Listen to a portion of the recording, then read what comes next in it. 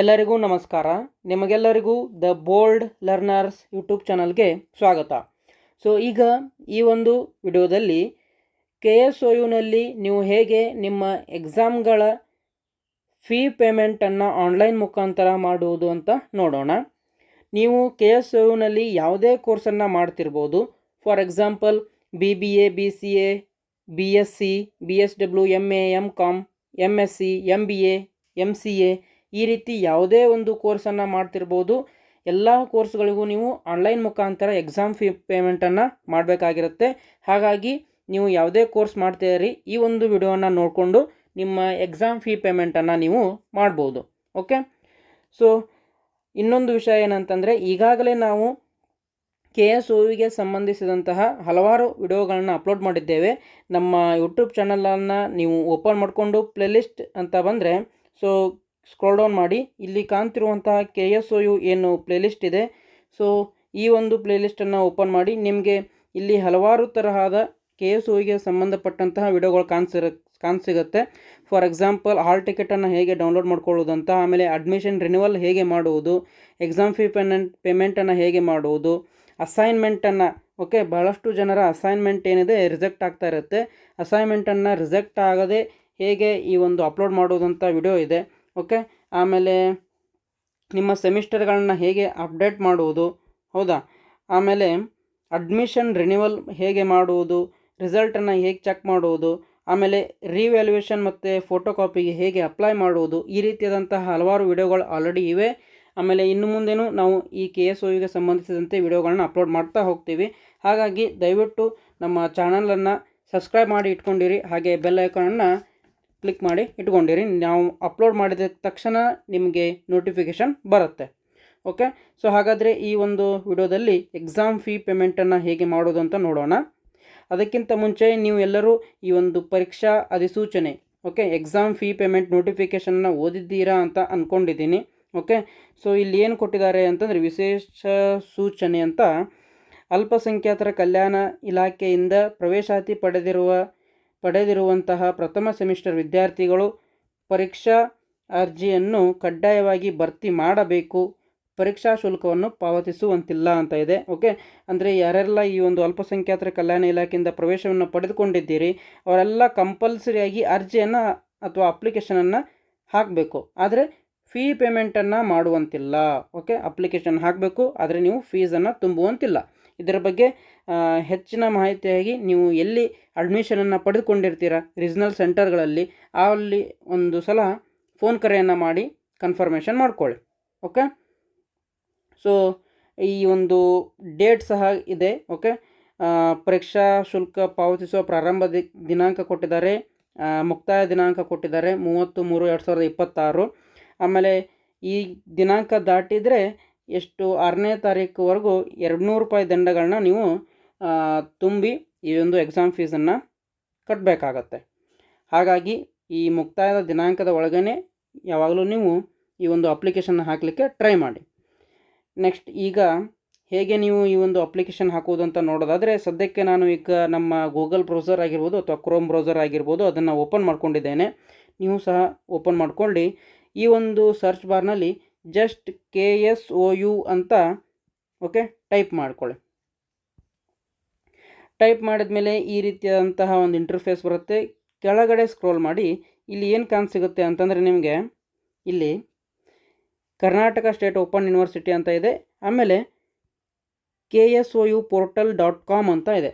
ಈ ಒಂದು ವೆಬ್ಸೈಟನ್ನು ಕ್ಲಿಕ್ ಮಾಡ್ಕೊಳ್ಳಿ. ಸೊ ಮೊದಲನೇದಾಗಿ ಈ ಒಂದು ಅಪ್ಲಿಕೇಶನನ್ನು ನೀವು ಮೊಬೈಲ್ನಲ್ಲಿ ಹಾಕ್ತಾ ಇದ್ದರೆ, ಇಲ್ಲಿ ಮೇಲ್ಗಡೆ ಏನು 3 ಡಾಟ್ ಇರುವಂತಹ ಏನು ಐಕಾನ್ ಇದೆ ನೋಡಿ, ಸೊ ಇದ್ರ ಮೇಲೆ ಕ್ಲಿಕ್ ಮಾಡ್ಕೊಳ್ಳಿ. ಕೆಳಗಡೆ ಸ್ಕ್ರೋಲ್ ಡೌನ್ ಮಾಡಿ, ಇಲ್ಲಿ ಏನು ನಿಮಗೆ ಡೆಸ್ಕ್ಟಾಪ್ ಸೈಟ್ ಅಂತ ಕಾಣಿಸಿಗುತ್ತೆ ನೋಡಿ, ಈ ಒಂದು ಚೆಕ್ ಬಾಕ್ಸನ್ನು ಟಿಕ್ ಮಾಡಿ ಇಟ್ಕೊಂಡಿರಿ. ಆಮೇಲೆ ಮೊಬೈಲನ್ನು ಅಡ್ಡವಾಗಿ ಇಟ್ಕೊಂಡಿರಿ, ಲ್ಯಾಂಡ್ಸ್ಕೇಪ್ ಮೋಡಲ್ಲಿ ಇಟ್ಕೊಂಡಿರಿ. ಸೊ ಈ ರೀತಿ ಅಡ್ಡವಾಗಿ ನಿಮ್ಮ ಮೊಬೈಲನ್ನು ಇಟ್ಕೊಂಡಿರಿ. ಆ ನಂತರ ಇಲ್ಲಿ ನಿಮಗೆ ಏನು ಕಾಣಿಸಿಗುತ್ತೆ ಅಂತಂದರೆ, ಎಕ್ಸಾಮಿನೇಷನ್ ಅಂತ ಕಾಣಿಸಿಗುತ್ತೆ ಮೇಲ್ಗಡೆ ರೈಟ್ ಕಾರ್ನರಲ್ಲಿ. ಸೊ ಈ ಒಂದು ಎಕ್ಸಾಮಿನೇಷನ್ ಮೇಲೆ ಕ್ಲಿಕ್ ಮಾಡ್ಕೊಳ್ಳಿ. ಸೊ ಕ್ಲಿಕ್ ಮಾಡಿದ ಮೇಲೆ ನೀವು ಇಲ್ಲಿ ನೋಡ್ಬೋದು, ಪರೀಕ್ಷಾ ಶುಲ್ಕ ಪಾವತಿ ಎಕ್ಸಾಮ್ ಫೀ ಪೇಮೆಂಟ್ ಅಂತ ಕಾಣಿಸಿಗುತ್ತೆ.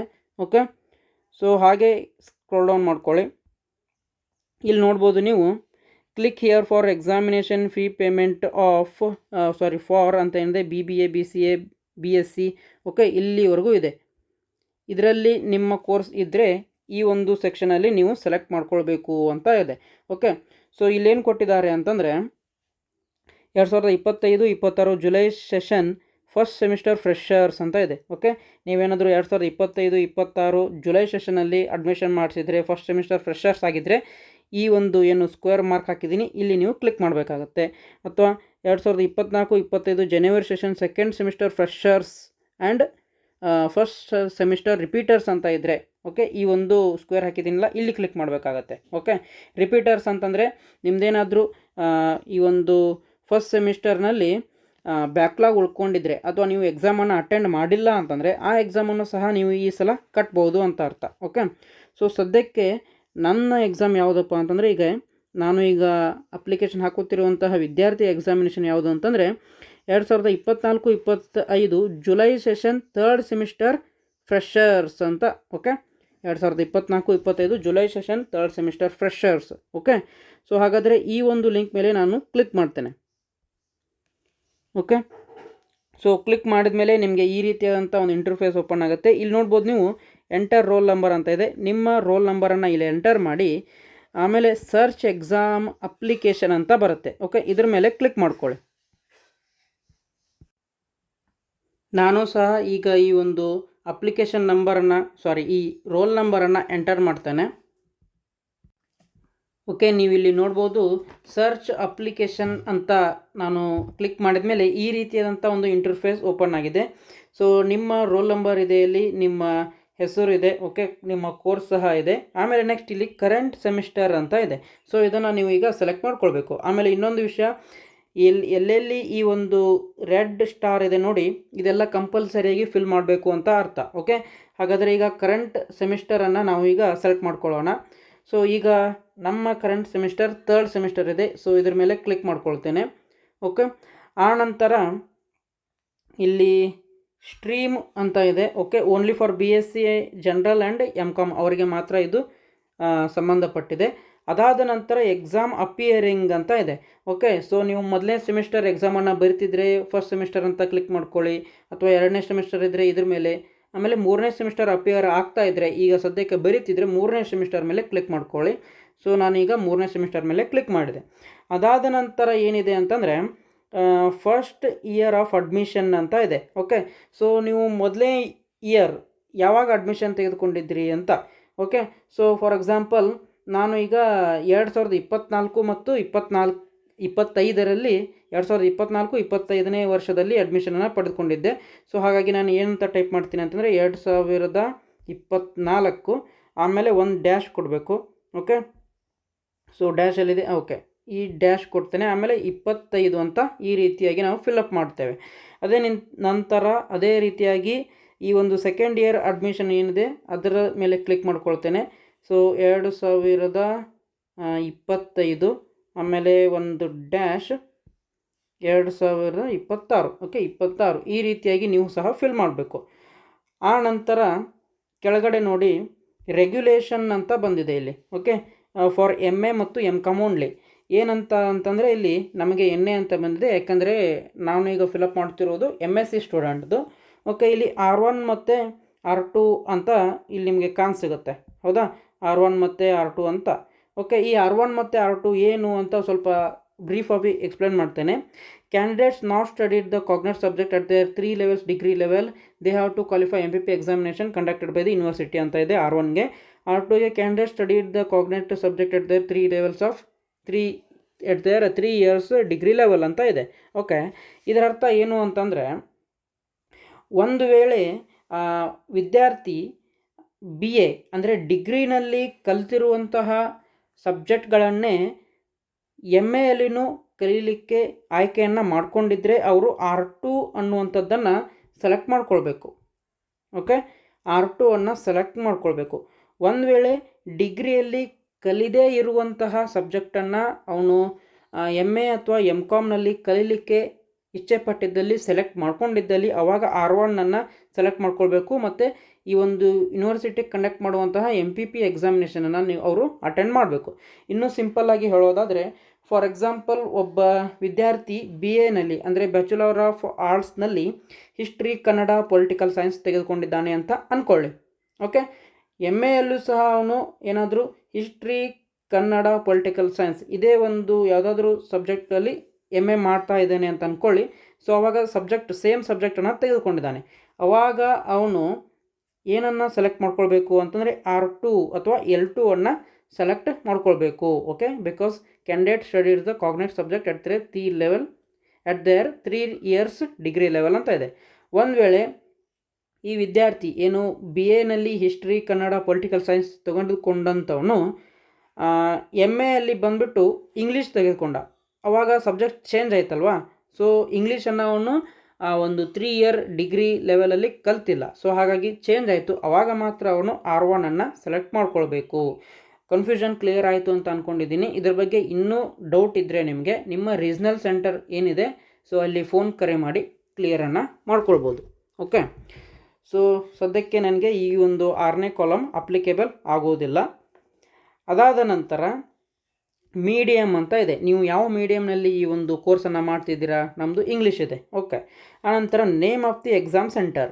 ಓಕೆ, ನಾವು ಎಕ್ಸಾಮ್ ಅಪ್ಲಿಕೇಶನ್ ಹಾಕ್ತಿದ್ದೀವಿ ಅಂತಂದರೆ ನಾವು ಎಕ್ಸಾಮನ್ನು ಎಲ್ಲಿ ಬರೀಬೇಕು ಅಂತ ನಾವು ಈಗಲೇ ಡಿಸೈಡ್ ಮಾಡಬೇಕು. ಸೊ ಎಕ್ಸಾಮ್ ಸೆಂಟರನ್ನು ಸೆಲೆಕ್ಟ್ ಮಾಡ್ಕೊಳ್ಳೋಣ. ಈ ರೀತಿ ಕ್ಲಿಕ್ ಮಾಡಿದರೆ ನಿಮಗೆ ಭಾಳಷ್ಟು ಎಕ್ಸಾಮ್ ಸೆಂಟರ್ಗಳು ಕಾಣಿಸಿಗುತ್ತೆ. ಆಮೇಲೆ ಎಕ್ಸಾಮ್ ಸೆಂಟರನ್ನು ಸೆಲೆಕ್ಟ್ ಮಾಡ್ಕೊಳ್ಳುವಾಗ ಭಾಳಷ್ಟು ಜನ ಒಂದು ಕನ್ಫ್ಯೂಷನ್ ಇರುತ್ತೆ ಅಥವಾ ತಪ್ಪಾಗಿ ಎಕ್ಸಾಮಿನೇಷನ್ ಸೆಂಟರನ್ನು ಸೆಲೆಕ್ಟ್ ಮಾಡ್ಕೊಳ್ತಾರೆ. ಅದೇನು ಅಂತಂದರೆ, ನೀವು ಎಲ್ಲಿ ಅಡ್ಮಿಷನನ್ನು ಮಾಡಿಸಿರ್ತೀರ, ಎಲ್ಲಿ ರೀಜ್ನಲ್ ಸೆಂಟರ್ ನಿಮ್ಮದಿರುತ್ತೆ ಅಲ್ಲಿನೇ ಎಕ್ಸಾಮ್ ಬರೀಬೇಕು ಅಂತ ಯಾವುದೇ ರೂಲ್ಸ್ ಇಲ್ಲ. ಓಕೆ, ಬದಲಾಗಿ ನಿಮಗೆ ಯಾವುದು ಸಮೀಪ ಏನು ರೀಜ್ನಲ್ ಸೆಂಟರ್ ಇರುತ್ತೆ ಆ ಎಕ್ಸಾಮಿನೇಷನ್ ಸೆಂಟರಲ್ಲಿ ನೀವು ಎಕ್ಸಾಮನ್ನು ಬರಿಬೋದು. ಓಕೆ, ಫಾರ್ ಎಕ್ಸಾಂಪಲ್ ನಾನೀಗ ಧಾರವಾಡದಲ್ಲಿ ಈ ಒಂದು ಅಡ್ಮಿಷನ್ ತೆಗೆದುಕೊಂಡಿದ್ದೇನೆ ಅಂತ ಅಂದ್ಕೊಳ್ಳಿ. ರೀಜ್ನಲ್ ಸೆಂಟರ್ ನಮ್ಮದು ಧಾರವಾಡ. ಬಟ್ ನಾನೀಗ ಬೆಂಗಳೂರಿನಲ್ಲಿ ಇದ್ದೇನೆ ಅಂತ ಅಂದ್ಕೊಳ್ಳಿ. ಓಕೆ, ಬೆಂಗಳೂರಿನಲ್ಲಿದ್ದೇನೆ. ಸೊ ನಾನು ಧಾರವಾಡಕ್ಕೆ ಎಕ್ಸಾಮ್ ಬರಬೇಕಾ? ನೋ. ಬೆಂಗಳೂರಲ್ಲಿ ಯಾವುದಾದ್ರೂ ರೀಜ್ನಲ್ ಸೆಂಟರ್ ಇದ್ದರೆ ಸೊ ನಾನು ಬೆಂಗಳೂರಲ್ಲಿನೇ ಎಕ್ಸಾಮನ್ನು ಬರೀಬಹುದು. ಹಾಗಾದರೆ ನಾನು ಬೆಂಗಳೂರಿನಲ್ಲಿ ಇರುವಂತಹ ಎಕ್ಸಾಮ್ ಸೆಂಟರನ್ನು ಆಯ್ಕೆ ಮಾಡ್ಕೊಳ್ಬೋದು. ಓಕೆ, ಸೊ ಕನ್ಫ್ಯೂಷನ್ ಕ್ಲಿಯರ್ ಆಯಿತು ಅಂತ ಅಂದ್ಕೊಂಡಿದ್ದೀನಿ. ಆಮೇಲೆ ಇನ್ನೊಂದು ವಿಷಯ ಏನಂತಂದರೆ, ಕೆಲವೊಂದು ಸಿಟಿಗಳಲ್ಲಿ ಎರಡೆರಡು ಏನು ಎಕ್ಸಾಮಿನೇಷನ್ ಸೆಂಟರ್ಗಳಿರುತ್ತೆ. ಓಕೆ, ಸೊ ನಿಮ್ಮ ರೀಜ್ನಲ್ ಸೆಂಟರ್ ಯಾವುದು ಅಥವಾ ನಿಮ್ಮ ರೀಜ್ನಲ್ ಸೆಂಟರ್ಗೆ ಫೋನ್ ಕರೆ ಮಾಡ್ಕೊಳ್ಳಿ, ಅಥವಾ ನಿಮ್ಮ ಎಕ್ಸಾಮಿನೇಷನ್ ಸೆಂಟರ್ ನೀವು ಯಾವುದು ತೆಗೆದುಕೊಳ್ಬೇಕು ಅಂತ ಅಂದ್ಕೊಂಡಿದ್ದೀರಾ ಅವರಿಗೆ ಫೋನ್ ಕರೆ ಮಾಡಿಕೊಂಡು ಯಾವುದನ್ನು ಸೆಲೆಕ್ಟ್ ಮಾಡ್ಕೊಳ್ಬೇಕು ಅಂತ ಮೊದಲೇ ಕೇಳಿ ಇಟ್ಕೊಳ್ಳಿ. ಫಾರ್ ಎಕ್ಸಾಂಪಲ್ ಇಲ್ಲಿ ನೋಡ್ಬೋದು ನೀವು ಚಿತ್ರದುರ್ಗ ಅಂತ ಇದೆ. ಓಕೆ, ಸೊ ಇಲ್ಲಿ ಏನಿದೆ KMSFG ಬಾಪೂಜಿ ಅಂತ ಇದೊಂದು ಸೆಂಟರು. ಅದೇ ಚಿತ್ರದುರ್ಗ 2 ಅಂತ ಕೊಟ್ಟಿದ್ದಾರೆ. ಮದಕರಿ ನಾಯಕ ಅನ್ನುವಂತಹ 2ನೇ ಸೆಂಟರ್ ಇದೆ. ಓಕೆ, ಕೆಲವೊಂದು ಸಿಟಿಗಳಲ್ಲಿ ಎರಡೆರಡು ಎಕ್ಸಾಮಿನೇಷನ್ ಸೆಂಟರ್ ಇದ್ದರೆ ಈ ರೀತಿ ಕಾಣಿಸಿಗುತ್ತೆ. ಅದೇ ನೋಡಿ ದಾವಣಗೆರೆ, ಇದರಲ್ಲಿ ಒಂದೇ ಸಲ ಕೊಟ್ಟಿದ್ದಾರೆ, ಹಾಗಾಗಿ ದಾವಣಗೆರೆಯಲ್ಲಿ ಒಂದೇ ಒಂದು ಸೆಂಟರ್ ಇದೆ ಅಂತ ಅರ್ಥ. ಓಕೆ, ಸೊ ಹಾಗಾದರೆ ನಾನು ಈಗ ನನ್ನ ಈ ಒಂದು ಸೆಂಟರನ್ನು ಸೆಲೆಕ್ಟ್ ಮಾಡ್ಕೊಳ್ತೇನೆ. ಎಕ್ಸಾಮಿನೇಷನ್ ಸೆಂಟರ್ ಸೆಲೆಕ್ಟ್ ಮಾಡ್ಕೊಂಡ್ಮೇಲೆ ಕೆಳಗಡೆ ನೋಡಿ ಇಲ್ಲೇನಂತ ಇದೆ ಅಂತಂದರೆ address of the student correspondence ಅಂತ ಇದೆ. ವಿದ್ಯಾರ್ಥಿಯ ವಿಳಾಸ ಎಲ್ಲ ಇಲ್ಲಿ ಕೊಟ್ಟಿದ್ದಾರೆ. ಕ್ಯಾಟಗರಿ, ಓಕೆ, ಮೇಲ್, ಇಮೇಲ್ ID ಎಲ್ಲ ರಿಮಾರ್ಕ್ಸನ್ನು ಕೊಟ್ಟಿದ್ದಾರೆ. ಓಕೆ, ಕೊನೆಗೆ ಇಲ್ಲಿ ರಿಮಾರ್ಕ್ಸ್ ಅಂತ ಇದೆ. ಸೊ ಇಲ್ಲಿ ರಿಮಾರ್ಕ್ಸಲ್ಲಿ ನೀವು ಏನನ್ನು ತುಂಬೋದು ಅಂತಂದರೆ appearing for 3rd semester examination ಅಂತ ಬರಿಬೋದು. ಓಕೆ, ಅಥವಾ ಎಕ್ಸಾಮ್ ಫೀ ಪೇಮೆಂಟ್ ಅಂತ ಏನಾದರೂ ಬರ್ಕೊಳ್ಳಿ. ಅದಾದ ನಂತರ ಇಲ್ಲಿ ಕೆಳಗಡೆ ಏನಂತ ಇದೆ ಅಂತಂದರೆ ಕೆಂಪು ಅಕ್ಷರಗಳಲ್ಲಿ students who need to write MPP examination please select 2nd semester or 4th semester in examination appearing ಅಂತ ಇದೆ. ಸೊ ಈಗಾಗಲೇ ನಾನು ಇತ್ತು ನೋಡಿ 6ನೇ ಕಾಲಮ್, ಇದರಲ್ಲಿ ನಾನು ಎಕ್ಸ್ಪ್ಲನೇಷನ್ ಮಾಡಿದ್ದೇನೆ ರೆಗ್ಯುಲೇಷನ್ ಅಂತ. ಓಕೆ, R1 ಮತ್ತು R2 ಇದೆಲ್ಲ ಆದಮೇಲೆ ಕೆಳಗಡೆ 3rd ಸೆಮಿಸ್ಟರ್ ಸಬ್ಜೆಕ್ಟ್ ಡೀಟೇಲ್ಸ್ ಅಂತ ಬಂದಿದೆ. ಓಕೆ, ನಿಮಗೆ 2nd ಸೆಮಿಸ್ಟರ್ ಆಗಿದ್ದರೆ 2nd ಸೆಮಿಸ್ಟರ್, 1st ಸೆಮಿಸ್ಟರ್ ಆಗಿದ್ದರೆ 1st ಸೆಮಿಸ್ಟರ್. ಅದಾದ ನಂತರ ನೋಡಬೇಕು ನೀವು ಇಲ್ಲಿ ಸೆಲೆಕ್ಟ್ ಸಬ್ಜೆಕ್ಟ್ಸ್ ಅಂತ ಇದೆ. ಆಮೇಲೆ ಎಕ್ಸಾಮ್ ಟೈಪ್ ಅಂತ ಇದೆ. ಸೊ ನೀವೀಗ ಫ್ರೆಷರ್, ಓಕೆ, ಸೊ ಫ್ರೆಷರ್ ಆಗಿದ್ದರೆ ಫ್ರೆಷರ್ ಅಂತ ಸೆಲೆಕ್ಟ್ ಮಾಡ್ಕೊಳ್ಳಿ, ರಿಪೀಟರ್ ಆಗಿದ್ದರೆ ರಿಪೀಟರ್ ಅಂತ ಸೆಲೆಕ್ಟ್ ಮಾಡ್ಕೊಳ್ಳಿ. ಸದ್ಯಕ್ಕೆ ನಾನು ಫ್ರೆಷರ್, ಹಾಗಾಗಿ ಫ್ರೆಷರ್ ಅಂತ ಸೆಲೆಕ್ಟ್ ಮಾಡ್ಕೊಳ್ತೇನೆ. ಆಮೇಲೆ ಇಲ್ಲಿ ಇಯರ್ ಥರ್ಡ್ ಸೆಮಿಸ್ಟರ್ ಇದೆ, ಹಾರ್ಡ್ ಕೋರ್ ಮತ್ತು ಸಾಫ್ಟ್ ಕೋರ್ ಸಬ್ಜೆಕ್ಟ್ಗಳು ಸಿಗುತ್ತೆ ನಿಮಗೆ ಇಲ್ಲಿ MSc ಈ ರೀತಿ ಇರುತ್ತೆ. ಆಮೇಲೆ ಸಬ್ಜೆಕ್ಟ್ ಕೋಡ್ ಇದೆಲ್ಲ ಇದೆ, ಓಕೆ. ಆಮೇಲೆ ನೀವು ಆಯ್ಕೆ ಮಾಡಿಕೊಂಡಂತಹ ಏನು ಸಬ್ಜೆಕ್ಟ್ಗಳು ಇಲ್ಲಿ ಸಿಗುತ್ತೆ. ಇಲ್ಲಿ ನೀವು ಯಾವುದೇ ರೀತಿಯಾದ ಬದಲಾವಣೆಯನ್ನು ಮಾಡಲಿಕ್ಕೆ ಅವಕಾಶ ನೀಡಿಲ್ಲ. ಸೊ ಇದೆಲ್ಲ ನಿಮಗೆ ಹೇಗೆ ಏನು ಈಗ ಬಂದಿದೆ ನೋಡಿ, ನೀವು ಇದನ್ನು ಅಡ್ಮಿಷನ್ ಮಾಡುವಾಗಲೇ ಸೆಲೆಕ್ಟ್ ಮಾಡ್ಕೊಂಡಿರ್ತೀರ. ಸೊ ಹಾಗಾಗಿ ಈ ಒಂದು ಸಬ್ಜೆಕ್ಟ್ಗಳನ್ನ ನೀವು ಇಲ್ಲಿ ಅಲ್ಟರ್ನೇಟ್ ಅಥವಾ ಏನು ಚೇಂಜ್ ಮಾಡುವಾಗೆ ಇಲ್ಲ. ಸೊ ಇಲ್ಲಿ ಏನು ಮಾಡಬೇಕು, ಈ ಸಬ್ಜೆಕ್ಟ್ಗಳು ಎಲ್ಲ ಕರೆಕ್ಟಾಗಿ ಇದಾವೋ ಇಲ್ವೋ ಅಂತ ನೋಡಿಕೊಂಡು ಜಸ್ಟ್ ಇವನ್ನ ಈ ರೀತಿ ಟಿಕ್ ಮಾಡ್ತಾ ಹೋಗಿ, ಓಕೆ. ಎಲ್ಲ ಒಂದು ಚೆಕ್ ಬಾಕ್ಸನ್ನು ಟಿಕ್ ಮಾಡ್ಕೊಳ್ಳಿ, ಓಕೆ. ಸೊ ನೀವು ಇಲ್ಲಿ ಏನೇನನ್ನು ಟಿಕ್ ಮಾಡ್ತೀರಾ ಅದೇ ರೀತಿಯಾಗಿ ಹಾಲ್ ಟಿಕೆಟ್ನಲ್ಲಿ ಬರುವಂಥದ್ದು. ಹಾಗಾಗಿ ತುಂಬ ಕೇರ್ಫುಲ್ಲಾಗಿ ಈ ಒಂದು ಎಲ್ಲ ಒಂದು ಚೆಕ್ ಬಾಕ್ಸ್ಗಳನ್ನ ಟಿಕ್ ಮಾಡ್ಕೊಳ್ಳಿ, ಓಕೆ. ಹಾಗೆ ಕೆಳಗಡೆ ಸ್ಕ್ರೋಲ್ ಡೌನ್ ಮಾಡಿದರೆ ನಿಮಗೆ ಇಲ್ಲಿ ಫೀ ಪೇಮೆಂಟ್ ಮಾಡಲಿಕ್ಕೆ ಸಿಗುತ್ತೆ, ಓಕೆ. ಸೊ ಸದ್ಯಕ್ಕೆ ಇಲ್ಲಿ ಬರೀ 40 ರೂಪಾಯಿ ಪ್ಲಾಟ್ಫಾರ್ಮ್ ಫೀ ಕಾಣಿಸ್ತಾ ಇದೆ. ಸೊ ನೀವು ಇಲ್ಲಿ ಏನು ಮಾಡಬೇಕು, ಫೀ ಕ್ಯಾಲ್ಕುಲೇಷನ್ ಅಂತ ಇದೆ, ಇದ್ರ ಮೇಲೆ ಕ್ಲಿಕ್ ಮಾಡ್ಕೊಳ್ಳಿ, ಓಕೆ. ಸೊ ಫೀ ಕ್ಯಾಲ್ಕುಲೇಷನ್ ಅಂತ ಕ್ಲಿಕ್ ಮಾಡಿದ್ಮೇಲೆ ಒಂದು ಸಾರಿ ಈ ಒಂದು ಪೇಜ್ ರಿಫ್ರೆಶ್ ಆಗುತ್ತೆ. ಮತ್ತೊಮ್ಮೆ ಕೆಳಗಡೆ ಸ್ಕ್ರೋಲ್ ಮಾಡ್ಕೊಳ್ಳಿ, ಓಕೆ. ಸೊ ಈಗ ನೋಡಿ ಇಲ್ಲಿ ಏನು ಸಿಗುತ್ತೆ ಅಂತಂದರೆ ನಿಮಗೆ ಥರ್ಡ್ ಸೆಮಿಸ್ಟರ್ ಎಕ್ಸಾಮಿನೇಷನ್ ಫೀ 2700 ಇದೆ.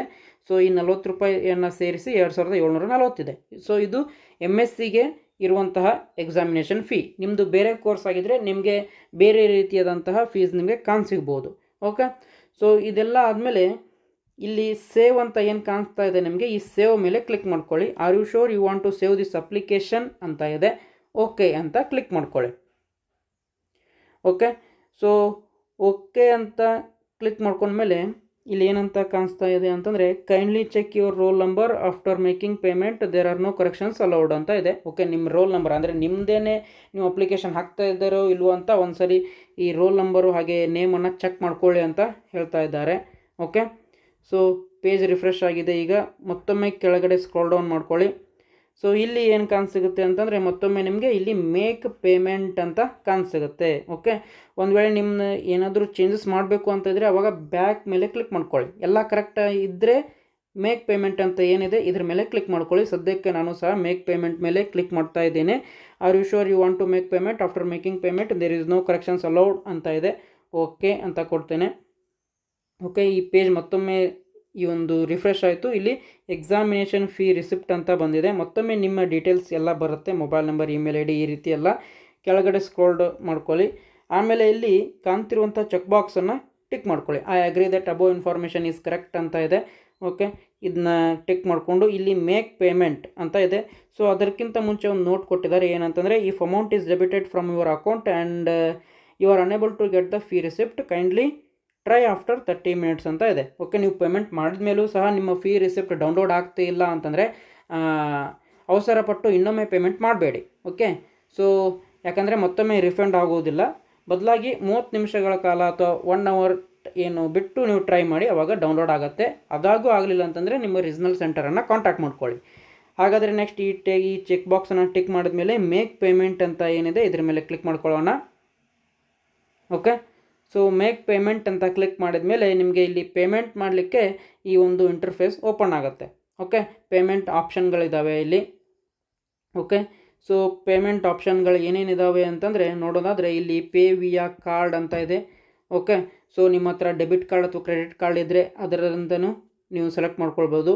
ಆಲ್ ಪೇಮೆಂಟ್ ಆಪ್ಷನ್ಸ್ ಅಂತ ಇದೆ, ಇಲ್ಲಿ ನೋಡಿ ಕಾರ್ಡ್ ಅಂತ ಇದೆ, ಓಕೆ. ಫಾರ್ ಎಕ್ಸಾಂಪಲ್ ಈ ಕಾರ್ಡ್ ಮೇಲೆ ಕ್ಲಿಕ್ ಮಾಡಿದರೆ ನಾನು ಇಲ್ಲಿ ನಿಮ್ಮ ಏನು ಕಾರ್ಡ್ ನಂಬರ್ ಇರುತ್ತೆ, ಡೆಬಿಟ್ ಕಾರ್ಡ್ ಆಗಿರ್ಬೋದು ಅಥವಾ ಕ್ರೆಡಿಟ್ ಕಾರ್ಡ್ ಆಗಿರ್ಬೋದು. ಸೊ ಆ ಕಾರ್ಡ್ ನಂಬರನ್ನು ಎಂಟರ್ ಮಾಡ್ಕೊಳ್ಳಿ. ಎಕ್ಸ್ಪೈರಿ ಮಂತ್ ಮತ್ತು ಇಯರ್ ಇರುತ್ತೆ ಅದೇ ಕಾರ್ಡ್ ಮೇಲೆ, ಅದನ್ನ ಎಂಟರ್ ಮಾಡ್ಕೊಳ್ಳಿ. 3 ನಂಬರ್ಗಳ CVV ನಂಬರ್ ಇರುತ್ತೆ. ಆಮೇಲೆ ಆ ಕಾರ್ಡ್ ಮೇಲೆ ಯಾರ ನಂಬರ್ ಏನು ಹೆಸರಿದೆ, ಓಕೆ, ಅಂದರೆ ಹೆಸರು ಯೂಶ್ವಲಿ ಯಾರ್ದು ಬ್ಯಾಂಕ್ ಅಕೌಂಟ್ ಇರುತ್ತೆ ಅವ್ರದ್ದೇ ಇರುತ್ತೆ. ಅದನ್ನೆಲ್ಲ ಸೆಲೆಕ್ಟ್ ಮಾಡಿಕೊಂಡು ಕಂಟಿನ್ಯೂ ಮೇಲೆ ಕ್ಲಿಕ್ ಮಾಡ್ಕೊಳ್ಬೇಕು. ಬಟ್ ಇದಕ್ಕಿಂತ ಈಸಿ ಮೆಥಡ್ ಯಾವುದು ಅಂತಂದರೆ ಈ ಒಂದು UPIಗಳ ಮುಖಾಂತರ ಮಾಡುವಂಥದ್ದು. UPI ಅಂತಂದರೆ Google pay, PhonePe, Paytm, okay, ಇದ್ರ ಮುಖಾಂತರ ಮಾಡುವಂಥದ್ದು. ಸೊ ಹಾಗಾಗಿ ನಾನು ಇಲ್ಲಿ ಕಾಣ್ತಿರುವಂತಹ UPI ಅಂತ ಏನಿದೆ ಇದ್ರ ಮೇಲೆ ಕ್ಲಿಕ್ ಮಾಡ್ಕೊಳ್ತೇನೆ. ಓಕೆ, ಸೊ UPI ಮೇಲೆ ಕ್ಲಿಕ್ ಮಾಡ್ಕೊಂಡ್ಮೇಲೆ ಇಲ್ಲಿ ಏನು ಸಿಗುತ್ತೆ ಅಂತಂದರೆ ನಮಗೆ UPI ಅಂತ ಬರುತ್ತೆ. ಇಲ್ಲಿ QR ಕೋಡ್ ಅಂತ ಇದೆ. ಓಕೆ, ಶೋ QR ಅಂತ ಇದೆ.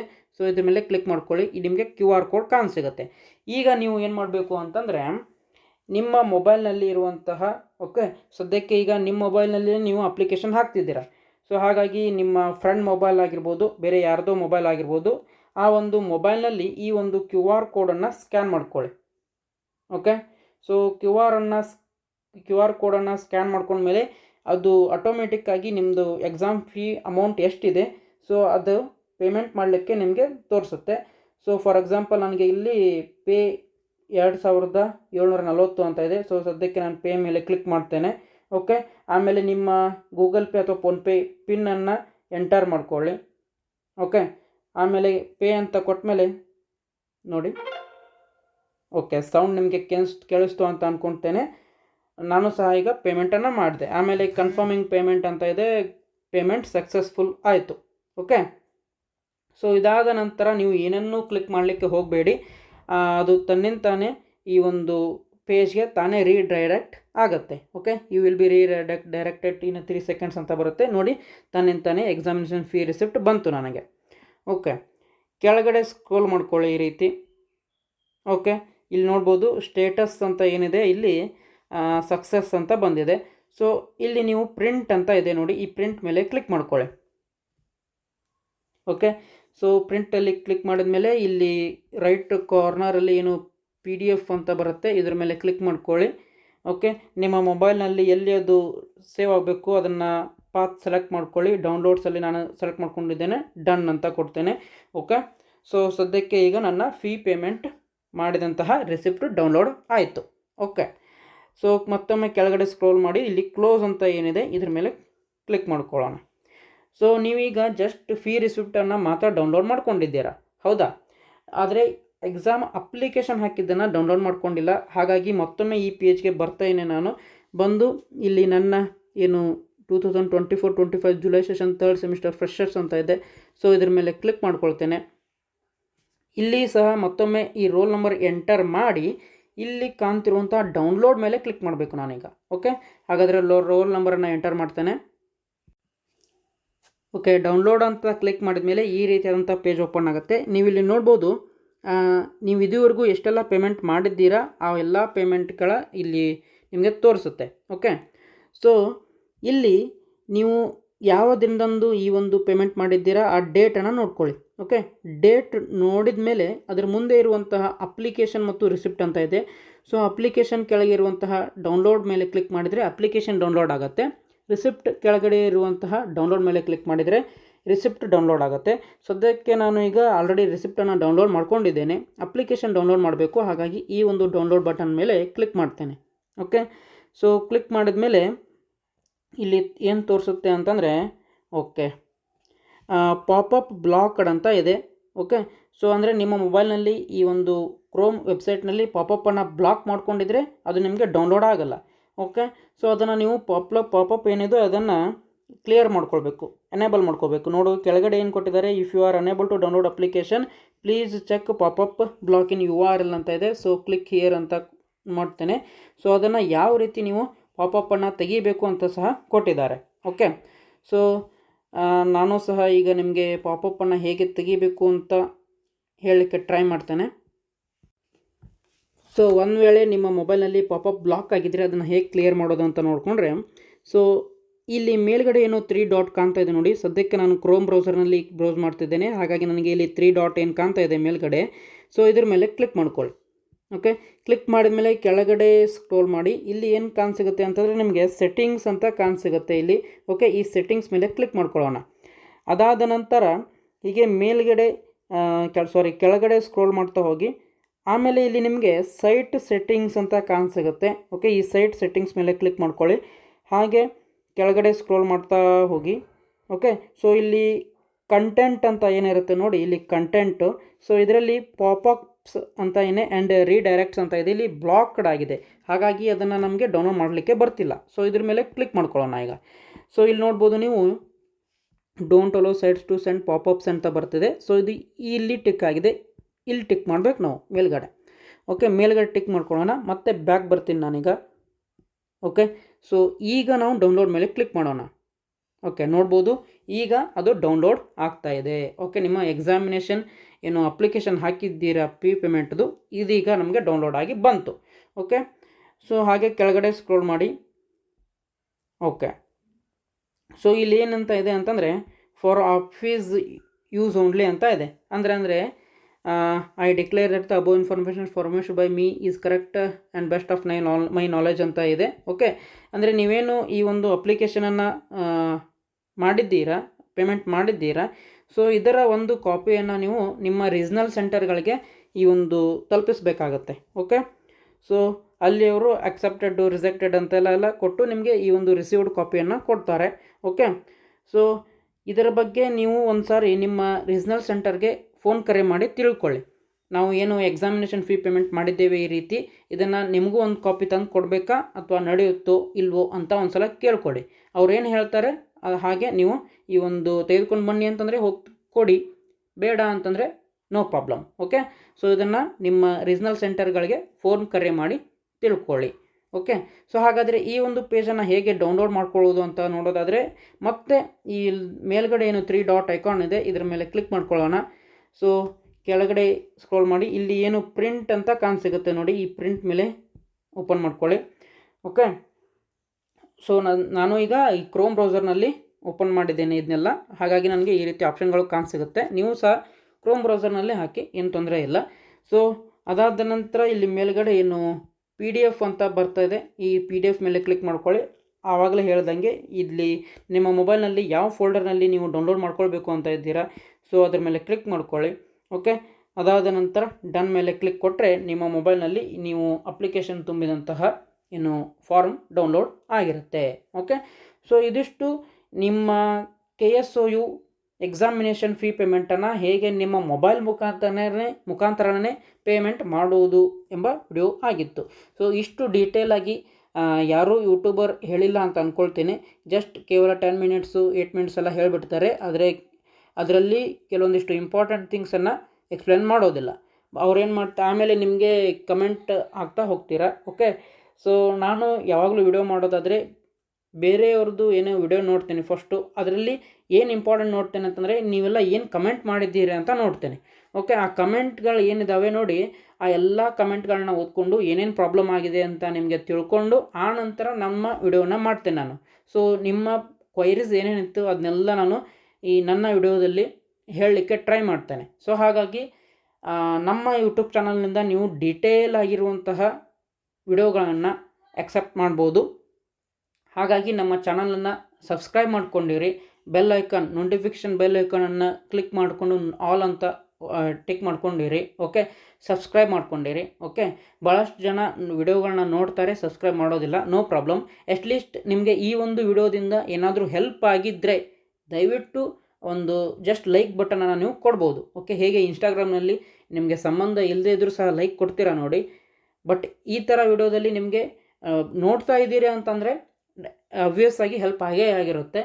ಸೊ ದಯವಿಟ್ಟು ಒಂದು ಲೈಕ್ ಕೊಟ್ಟು ನಿಮ್ಮ ಸ್ನೇಹಿತರೊಂದಿಗೆ ಈ ಒಂದು ವಿಡಿಯೋನ ಶೇರ್ ಮಾಡ್ಕೊಳ್ಳಿ ಅಂತ ಹೇಳ್ತಾ ಮತ್ತೆ ಮುಂದಿನ ವಿಡಿಯೋದಲ್ಲಿ ಸಿಗೋಣ. ಜೈ ಹಿಂದ್.